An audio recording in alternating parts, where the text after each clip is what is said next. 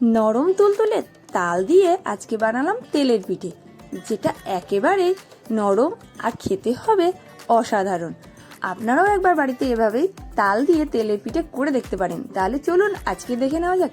প্রথমে আমি এখানে 1 বাটি ময়দা নিয়েছি আর তার ঠিক হাফ বাটি নিয়েছি সুজি। ঠিক পরিমাণটা কিন্তু অবশ্যই করে মাথায় রাখতে হবে। আর দিয়েছি হালকা একটু নারকেল কুড়ো আর ঠিক স্বাদ মতন চিনি। আপনারা যেমন চিনি পছন্দ করেন তেমনই চিনি দেবেন। আর দিয়েছি স্বাদ মতন লবণ আর একটু মৌরিটা কিন্তু অপশনাল, দিতেও পারেন নাও দিতে পারেন, মৌরি ফ্লেভারটা কিন্তু দুর্দান্ত লাগে। আর অবশ্যই দিতে হবে তাল, যেহেতু এটা তাল দিয়ে তেলের পিঠে তাই এটাকে তাল দিতেই তো হবে। আর যদি আপনারা তাল দিয়ে না করেন তাহলে নর্মাল তেলের পিঠে হয়ে যাবে। আর দিতে হবে এখানে গুঁড়ো দুধ। আমি এখানে একটা 5 টাকা প্যাকেটে গুঁড়ো দুধ মিশিয়ে দিয়েছি। সবগুলো খুব ভালো করে একসাথে মিশিয়ে নিতে হবে। আমি এখানে নর্মাল টেম্পারেচারে জল দিয়ে কিন্তু আমি গোলাটা মানে ব্যাটারটা রেডি করব। আপনারা কিন্তু লিকুইড দুধ দিয়েও এটা করতে পারেন। তবে যাই করো না কিন্তু ব্যাটারটা কিন্তু খুব স্মুথলি করতে হবে, কারণ এই ব্যাটারের মধ্যে কোনো যদি লাম্পস থাকে বা ডলা পাকিয়ে থাকে তাহলে কিন্তু তেলের পিঠে একটাও ফুলবে না। তাই খুব ভালো করে ব্যাটারটা রেডি করতে হবে এবং অনেকক্ষণ ধরে মিশ্রণটাকে মেশাতে হবে। আর কন্টিনিউয়াসলি মেশানোর পরে যেহেতু এটা সুজি দেওয়া আছে তাই এটাকে কিছুক্ষণের জন্য রেস্টে রেখে দিতে হবে। আর তারপরে একটা ফ্রাই প্যান নেবো, যে প্যানটাতে একটু চ্যাটকানো থাকবে আর অনেকগুলো তেলের পিঠে একসাথে দেওয়া যাবে। আর তাতে সময়টা কিন্তু অনেক তাড়াতাড়ি হয়ে যেতে পারে। তাই আমি এখানে চ্যাটকানো একটা ফ্রাই প্যান নিলাম।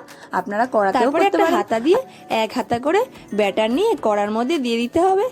আর লো ফ্লেমে এটা কিন্তু ভাজতে হবে। বেশি জোরে ফ্লেমটা করে দিলে কিন্তু পুরো ফুলকো হবে না, তাড়াতাড়ি পুড়ে যেতে পারে। আর তারপরে ওপর থেকে হালকা হালকা করে তেল একটু ছিটিয়ে বেশ বলের মতন ফুলে উঠবে আর দেখতে হবে ব্যাপক। আর তারপরে কি একটু লাল লাল করে ভেজে নিতে হবে। বাস, সিম্পল কাজ, খুব সহজেই হয়ে যাবে তাল দিয়ে তেলের পিঠে। এটা দেখতে যত সুন্দর, খেতেও কিন্তু অসাধারণ। আপনারা পারলে একবার অন্তত বাড়িতে এইভাবেই বানিয়ে দেখতে পারেন। আর আজ যেহেতু জন্মাষ্টমী, আর আজ জন্মাষ্টমীর জন্য এভাবেই কিন্তু গোপালকে ভোগ নিবেদন করতে পারি। তেলের পিঠেটা কতটা নরম হয়েছে সেটা আপনাদের সামনে আজকে আমি কেটে দেখাবো। যতটা নরম হয়েছে ততটাই কিন্তু স্পঞ্জি ভাব আসবে। যেহেতু সুজি দেওয়া আছে সেহেতু এটার মধ্যে কোনো শক্ত ভাবই থাকবে না। আর আমার এই রেসিপিটা আপনারা যদি ফেসবুক থেকে দেখেন তাহলে একটা ফলো করে দেবেন, আর যদি ইউটিউব থেকে দেখেন তাহলে সাবস্ক্রাইব করে আমার পাশে থাকবেন। আর আজকের রেসিপিটা অবশ্যই আপনারা করে আমাকে জানাবেন এই রেসিপিটা আপনাদের কেমন পছন্দ হয়েছে। আপনাদের সবাইকে জানাই আমার পক্ষ থেকে শুভ জন্মাষ্টমীর অনেক অনেক অনেক শুভেচ্ছা। সুস্থ থাকবেন, ভালো থাকবেন।